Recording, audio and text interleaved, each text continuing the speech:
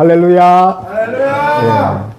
오늘은 이제 로마서 8장 이제 중반 부분입니다. 그래서 헛된 수고를 하지 말자. 예. 그래서 헛된 수고를 멈춰라는 제목으로 하나님 말씀 나눌 때 하나님 뜻을 깨닫고 그 뜻대로 살아가는 저와 여러분 다 되었으면 좋겠습니다. 그래서 이제 결론부터 이야기를 하면 주 안에서 있는 피와 땀과 눈물은 절대로 헛된 것이 없다는 거죠. 자, 그래서 오늘 설교의 이제 마무리입니다. 핵심 똑같습니다. 주 안에서.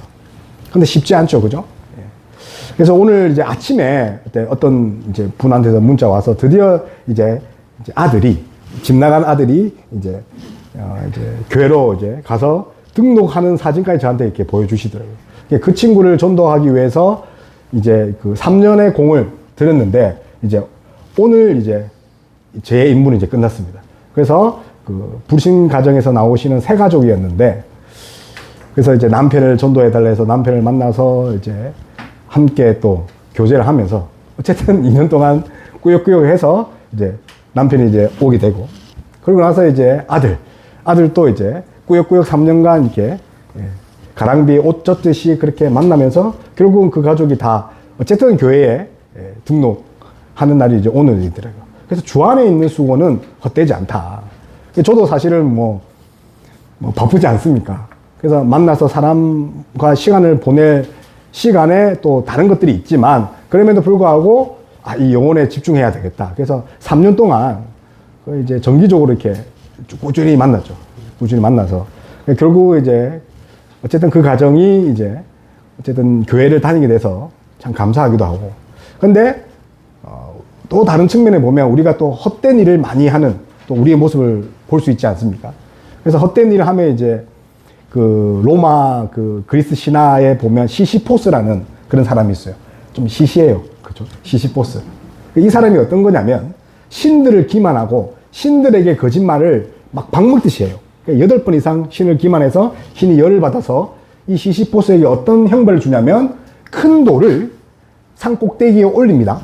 올리고 어느 정도 산 꼭대기에 올리니까 어떻게 됩니까? 그 돌이 다시 그죠? 야속하게도 다시 내려가는 거죠. 그런데 또 시시포스가 그 밑에 있는 돌을 주워서 올립니다. 끝없이 올렸다가 내려오는 거죠. 그래서 무엇을 말하냐면 뭐죠? 무한 반복인데 결말이 있습니까? 결말이 없고 헛된 수고다. 그래서 우리가 11월 이제 12월로 향해가는 이 시점에 과연 우리는 헛된 수고를 하지 않았는가를 이제 돌아봤으면 좋겠습니다. 그래서 예수님도 그 마태복음 산상수훈에서 그런 헛된 수고에 대해서 말씀하셨죠. 모래 위에 집을 짓는 건축가, 그리고 반석 위에 집을 짓는 건축가. 평소에는 티가 안 나요. 바다인지 반석인지. 근데 창수가 나고 물이 닥치고 위험이 오면 어떻게 됩니까? 모래 위에 집은 후다닥 내려갑니다. 믿음도 마찬가지죠. 그래서 오늘 그 로마서 8장은 우리에게 이렇게 묻습니다. 당신은 시시포스처럼 헛된 돌굴리기를 하고 있지 않습니까? 그래서 로마서 8장을 통해서 이제 참된 가치를 함께 발견한 저와 여러분 다 됐으면 좋겠습니다. 그럼 어떻게 참된 가치를 발견할 수 있느냐? 헛된, 그러니까 이제 헛바퀴 도는 거죠. 어떻게 그렇게 막을 수 있냐? 오늘 성경은 자기 굴레에서 벗어나랍니다. 자기 굴레에서. 그래서 성경은 끊임없이 나를 벗어나라고 하는데 세상은 끊임없이 나를 증명하라 하는 거죠. 그러니까 힘들죠. 그래서 우리 학생들은 나를 증명해서 성적으로 증명해서 대학을 가고 우리 또 대학생들은 나를 증명해서 또 이 회사에 기업에 이바지할 수 있는가 또 증명해야 되는 거죠. 연애도 그렇고 결혼도 그렇고 나를 증명해야 돼요. 신앙생활도 마찬가지인 거죠. 마치 내가 괜찮아. 나는 뭔가 어려워. 그렇게 계속 보여주려고 하는 거죠. 그런데 왜 우리가 이렇게 자꾸만 보여주려고 하고 나를 증명하려고 하는 겁니까? 그 근원적인 그런 모습 속에 하나가 두려움입니다. 무시당할까봐, 버림받을까봐, 그리고 도태될까봐. 신학적인, 또 신앙적인 면에서도 하나님께 벌을 받을까봐, 또 하나님께 버림받을까봐.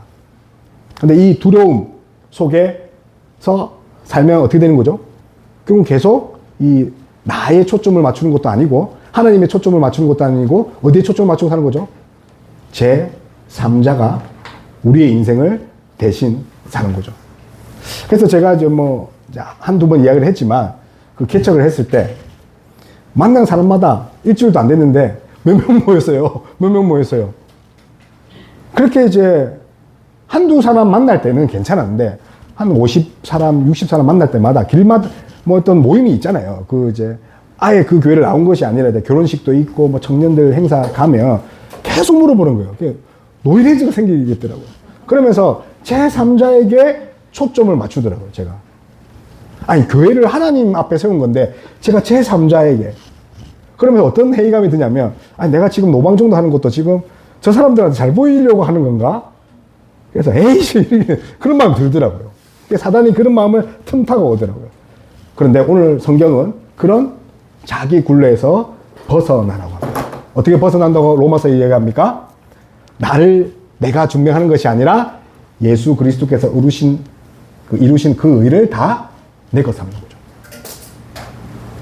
그래서 내가 축구를 못해도 축구 우승한 팀 소속이 되면 어떻게 됩니까? 내가 우승팀 되는 거예요. 내가 어렵지 않더라도 예수님 품 안에 있으면 내가 뭐가 된다고요? 예수님의 새끼가 된다니까요. 하나님의 자녀가 된다니까요. 그래서 어려워지는 거죠. 근데 이 어려워지는 것을 우리가 그냥 어렵다 뿐만 아니라 오늘 이제 조금 더 좀 자세히 말하면 두 가지 측면을 볼 수 있어요. 이 어렵다는 것이 그냥 되는 것이 아니라 예수 그리스도의 수동적인 순종, 능동적인 순종 이렇게 볼 수 있어요. 좀 어렵지만 그래도 별거 아닙니다. 수동적인 순종이 뭐냐면 예수님이 십자가에 못 박혀 돌아가신 것. 수동적 순종이라고 합니다. 그래서 예수님이 어떻게 됐습니까? 우리의 죄를 지고 다 십자가에 돌아가셔서 우리는 이때가 어떻게 되는 거죠? 더 이상 죄인이 아닌 거죠. 그래서 눈치 볼 필요가 없는 거죠. 능동적 순종이 뭡니까? 이제 십자가 이야기를 했으면 능동적 순종이 뭐냐면 예수님이 율법을 다 지키셨어요. 자, 율법을 지키면 뭐가 되냐면 어려워질 뿐만 아니라 어려운 사람이 얻을 수 있는 것이 영생입니다. 여러분 어렵지 않으면 거듭나지 않으면 절대로 영생이 없습니다. 예수 믿지 않는데 10억을 기부하고 100억을 기부한 것은 하나님 보시기에 악한 것에 불과합니다. 거듭나지 않는 것. 그러니까 의가 없이는 영생도 없다. 그런데 예수님 율법을 지킴으로 우리에게 뭘 줬죠? 어렵다함과 영생을 주신 거죠. 그래서 이제 존 머레이라는 학자는 예수 그리스도가 순종함으로 고난을 받으셨고 고난 받으심으로 순종하셨다. 그래서 우리가 의를 취득하고 우리가 어려워지고 은혜 받은 것이 뭔가 추상적이고 눈에 보이는 것이 안 보이는 것이 아니라 결국 실제적이고 우리의 그런 객관적인 사실이라는 거죠. 그래서 하나님의 은혜를 경험한 자는 우리의 의를 이 삶에서 어떻게 할 수 있습니까? 느끼고 경험할 수 있다는 거죠. 그러면 이제 이런 질문을 할 수 있죠.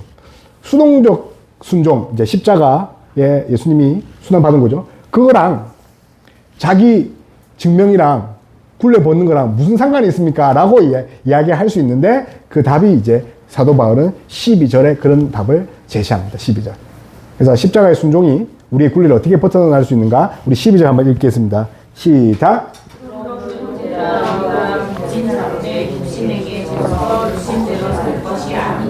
제가 십자가 이야기를 했죠. 빚진 자입니다. 빚진 자.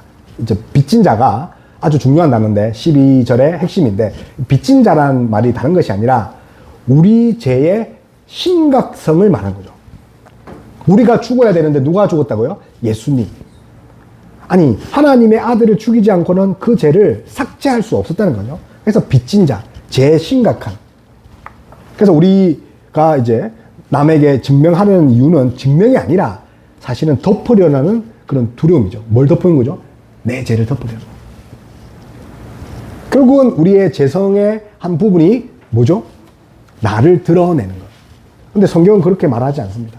나를 드러내라고 하지 않고 나를 부인하고 나의 존재를 없애라고 하는 거죠.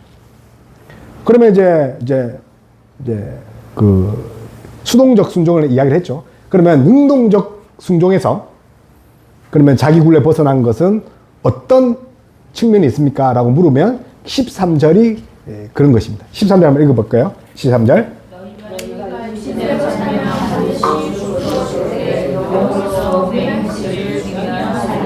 그렇죠. 그래서 이제 율법의 의. 자, 율법을 지킬 수 있습니까? 이 세상에 하나님의 기준에 도달할 수 있는 사람은 없어요. 제가 왜 이제 그 대기업에서 이제 취직하다가 또 이제 그만두고 또 대기업으로 가면 되는데 왜 못했을까요? 그 기업이 나를 원하지 않거든요. 저는 그 기업이 원하는 기준에 도달하지 못하는 거죠. 근데 율법으로 하나님의 기준을 도달할 수 있는 사람이 있습니까? 없다는 거죠. 그래서 육신대로 산다는 것은 결국은 내가 율법대로 살겠다라고 하지만 결국은 그 기준을 도달할 수 없는 거죠. 그런데 예수님께서 그 율법을 다 이루셨다. 그래서 13절에 육신대로라는 것은 나의 뜻대로 산다는 것도 있지만 우리 인생의 한계라는 거죠. 그래서 빚진 자는 뭘 의미하는 거죠? 우리의 죄악에 그런 가리고 싶은 마음들을 말한다면 이제 육신대로 산다는 것은 우리의 절대적인 한계. 그래서 우리는 우리의 힘으로 하나님 앞에 설 자가 아무도 없는 거죠. 그렇기 때문에 우리가 결국 우리의 노력과 우리의 의지로 결국 하나님을 찾는다 해도 우리는 절대 찾을 수 없죠. 그래서 예수 그리스도가 우리에게 필요한 거죠. 그런데 이제 예수 그리스도를 의지해서 나아가는 자들이 우리인데 우리만큼은 어떻게 거죠? 나를 증명하려고 이제 애쓰는 것에서 좀 자유했으면 좋겠다고 사도 바울은 이야기합니다. 그래서 이제 청년들이 그런 이야기를 이제 많이 하죠. 그러면 세상에서는 끊임없이 토익 점수나 끊임없이 자격증으로 나를 이제 증명해야 되는데 그러면 그 세상에 증명하는 것과 이 성경이 말하는 나를 부인하는 것과 무엇이 다릅니까? 근데 하나님 앞에서 어떻게 하는 거죠? 나를 철저하게 내려놓고 부인하는 것이지 이 취업과 세상 사는 것과 이렇게 별개되는 것은 아니지만 결국 하나님 앞에서 바로 설 때 하나님 앞에서 인정받을 때 세상에서도 인정받을 수 있다는 거죠. 그래서 요즘 이제 MZ 세대라고 하더라고요. 그래서 제가 MZ 세대가 뭔가를 찾아보니까 그 80년대 이후의 세대를 뭐 이게 M 세대라고 하더라고요. 밀레니엄 세대. Z 세대는 이제 2000년 이후. 그러니까 80년대에서 2000년 이후의 태어난 사람들을 이제 MZ 세대, 합쳐서 MZ 세대라 하는데 이 MZ 세대의 특성이 이 자기를 표현하는 방식이 이제 독특하다고 합니다. 그래서 SNS 많이 하잖아요. 그들의 좋아요, 하트 수가 마치 그들의 정체성인 것처럼. 저도 이제 SNS를 하지만 어느 순간부터 이제 제 뭐 사진 올린 것에 아무도 반응 안 하더라고요. 관심이 없더라고요. 예.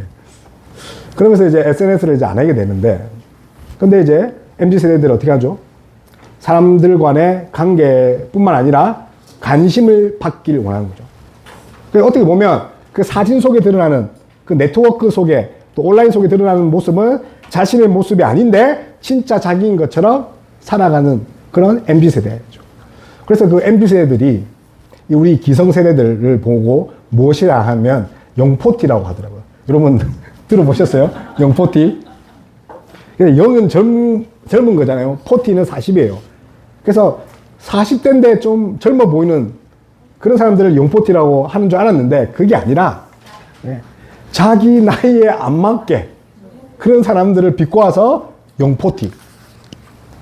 제가 이게 40인데 그죠? 청소년처럼 뭐 힙합 바지에 머리에 레게 머리를 하고 다녀보십시오. 그런 말을 이제 겉은 이제 젊어 보이는데 속은 뭐죠? 꼰대죠, 꼰대. 스윗 뭐 용포티 이런 말도 있더라고요. 스윗 용포티. 이제 40대인데 이제 40대면 이제 50을 바라봐야 되는데 이제 젊은 여성들에게 잘 보이려고 하는 건데 근데 아는 뭐죠? 꼰대라는 거죠. 그래서 진정한 나다움은 표현에 있는 것이 아니라는 거죠. 좋아요, 하트, 구독수에 있지 않는 거죠. 그래서 나다움은 뭡니까? 결국은 나다움을 찾는 방법은 예수 그리스도 안에 있을 때 나다움을 찾을 수 있는 거죠. 그래서 우리가 내비게이션을 찍고 제가 숲교회를 와야 되는데 다른 데 찍었단 말이에요. 다른 매장으로. 숲교회 치면 쭉 나오잖아요. 숲스토리가. 그 다른 데 간 거죠. 내 멋대로 하다 보면 어떻게 되는 거죠? 결국은 내가 원하는 대로 가다 보면 다른 길로 가는 거죠. 그래서 이제 우리말 중에 아름이란 뜻이 있더라고요. 아름. 이름 중에 뭐 아름 많잖아요. 그냥 한 아름 뭐 이런 뜻도 있지만 아름이 나답다는 뜻이 있더라고요. 나답다. 그래서 나온 말이 아름답다. 그러면 아름답다는 것이 외모가 이제 예쁘다는 것이 뭐라고요? 나다운 거. 그래서 나다울 때 아름답다고 하는데 그런데 압니다. 성경은 진짜 나다움이 나다운 게 아니라 나다울 때가 아니라 나의 뜻을 꺾을 때 하나님의 형상을 발견할 때 다시 말하면 나다움의 기준을 누가 결정하는 겁니까? 내가 결정하는 것이 아니라 하나님이 결정하신다. 그래서 헷갈릴 수 있는 거죠. 그래서 청년들이 아니 그 세상에서는 이렇게 내가 부인을 하면 취업도 안 되고 또 결국은 또 혼자 집에 있을 거잖아요. 어떻게 해야 하랍니까? 그것이 아니라 하나님 앞에서 나다움을 내려놓을 때 진정한 나를 발견하는 거죠. 우리 따라해 볼까요? 하나님 안에서 그리스도 안에서 나를 발견할 때 아름다워집니다. 그래서요, 우리도 그렇잖아요. 부모님께 사랑받은 자식은 어디 가나 사랑받아요. 그건 확실합니다. 하나님께 사랑받는 자는 어디 가나 인정받고 사랑받기 때문에 우리가 인정받으려고 하지 않아도 된다는 거 믿는 저와 여러분 다 됐으면 좋겠습니다. 그러면 어떻게 하나님 안에서 인정받을 수 있습니까? 라고 물으면 사도 바울이 그래서 성령 이야기를 하죠. 8장 성령 이야기잖아요. 그래서 로마서에 39번이 성령이 나와요. 근데 로마서 8장에만 21번 이야기가 나옵니다. 성령 아니고서는 네가 자기 굴레, 자기 부인 할 수 없다. 벗어날 수 없다. 그래서 성령 충만한. 그래서 성경에 보면 오늘 로마서 보면 이 성령이 두 가지 사역을 합니다. 첫 번째는 성도와 그리스도와의 관계를 회복시키고 두 번째는 성도와 하나님과의 관계를 회복시킵니다. 그래서 8장에 21번 나온 그 성령께서 하나님과의 관계, 그리스도의 관계를 회복시키는데 2절에 보시면 그리스도와의 관계를 회복시키는 성령을 뭐라고 합니까? 2절에 보면 생명의 성령이랍니다. 그리스도와의 관계가 회복될 때 어떤 성령을 받는 거예요? 그 성령을 생명의 성령. 그런데 오늘 우리가 나눈 15절에는 하나님과의 관계를 맺을 때 어떤 성령의 사역을 하냐면 양자됨. 그래서 생명의 성령과 양자됨은 결국은 누구의 사역입니까? 성령의 사역. 그래서 우리가 두 번째 나눌 것은 상속자, 양자됨의 옷을 입어라는 거죠. 입는 것은 사실은 이제 보장된 것을 누리는 거죠. 우리가 획득한 것이 아니라 이미 우리에게 주어진 것을 누리는 차원에서 양자됨. 그래서 하나님의 자녀됨이죠. 그래서 우리가 15절 우리 한번 다 같이 읽습니다. 15절 시작.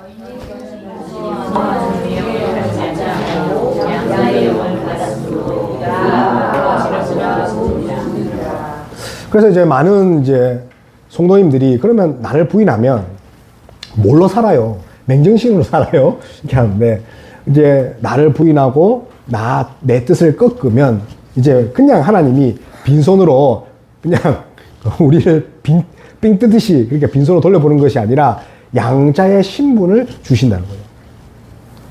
양자. 그러니까 하나님의 자녀로서 진짜 입양. 이 양자는 법적인 단어군요. 그래서 양자를 알기 위해서는 우리가 고엘이라는 그런 고대 이스라엘의 그런 제도를 봐야 됩니다. 여러분 고엘 들어보셨어요? 고엘. 네, 고엘. 고엘은 이제 히브리어인데 이 가알이라는 단어에서 왔어요. 가알. 가알이 뭐냐면 값을 물으다. 되찾다.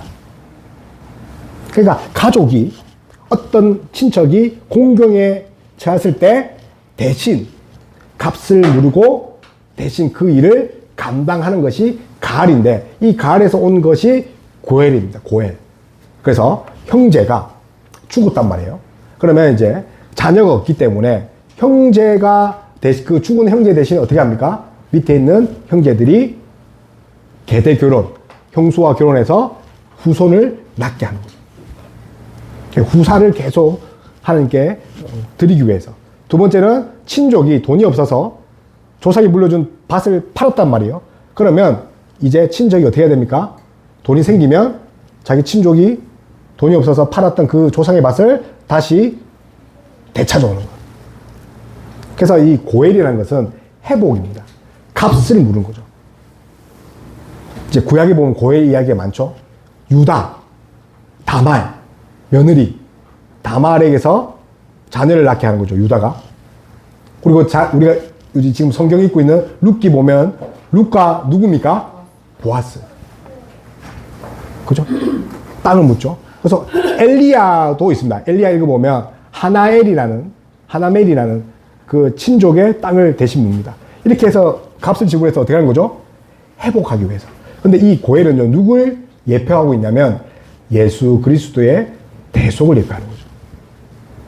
결국은 그들은 그 고엘이란 그런 전통적인 제도를 통해서 우리의 죄를 대신 속해서 살 분이 계시구나.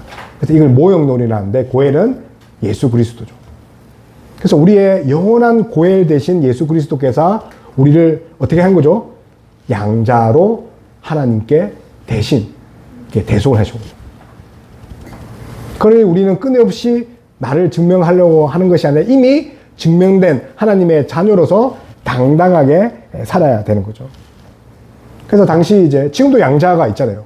저도 이제 예전에 대학교 1학년 때 이제 고등학교 졸업을 하고 대학교 이제 레스토랑에서 남포동이라는 곳에 레스토랑에서 일했는데 그때 이제 그 디자인 리모델링 하시는 사장님이 계셨는데 그분이 이제 결혼 안 하셨어요. 50이 됐는데. 그래서 저에게 너 내 양자를 했으면 좋겠다 라고 하시더라고요. 왜냐면 이제 저하고 이제 몇 번 이야기를 하다가 넌 뭐가 되고 싶니 했는데 그땐 제가 신앙이 없을 때인데 간디 같은 사람이 되고 싶어요. 그랬거든요. 간디. 간디. 그래서 그분이 비폭력 투쟁을 하고 싶냐? 그게 아니라 이제 나눠주는 삶을 살고 싶다. 그렇게 이제 철없이 이야기를 했는데 그분이 이제 너네 아버지 보고 싶다 그러더라고. 너네 아버지. 왜요? 하니까 너네 부모님 보고 내가 양자로 잡고 싶다고 그러시더라고. 그러고 나서 이제 시간이 지났는데 며칠 지났는데 그분이 이제 부산으로 오시는 길에 이제 사고가 나서 돌아가셨단 말이에요. 그래서 이제 양자로 삼는데 어떤 게 필요하냐고 보니까 그분이 우리 부모님한테 일정한 돈을 줘야 하더라고요. 양자값을 줘야 되는 거죠.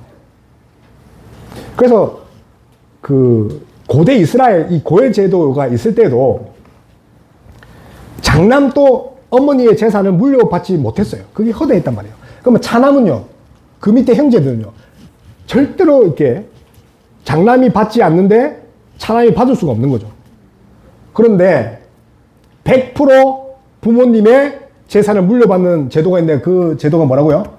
양자죠. 양자는요, 법적인 효력을 갖는 거죠.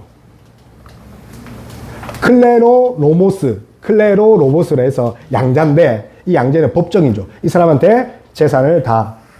그래서 이제 양자로 입양하게 되면 양자를 요청한 사람과 양자로 가게 되는 사람 둘 다 만족하는 조건 아래에 그 집에 들어가죠. 만족. 영어로 satisfy. 이 만족.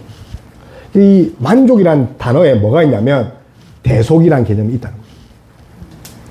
제가 무슨 말을 하냐면 예수님이 우리를 하나님의 그 자녀로 뭔가 입양시키기 위해서 자신이 값을 지불했지만 결국은 누가 만족해야 됩니까? 하나님이 만족시킬 수 있는 그런 대가를 치러야 된다는 거죠.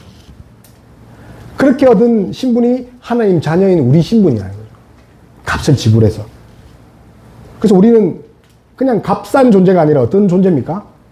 엄청나게 값을 매길 수 없는 존재라는 거죠. 그래서 만족을 했다. 누굴 만족을 한 거죠? 하나님을 만족하다. 그래서 이 개념이 뭐냐면 대속입니다. 속이 밭이 속이군요. 바친다. 이 속자에 조개패가 들어가 있습니다. 조개패 하면 돈이잖아요. 그래서 그만큼 가치를 지불한 게 우리 존재라는 거. 그렇게 돼서 이 고엘 측면에서 보면 예수님이 영원한 고엘이죠.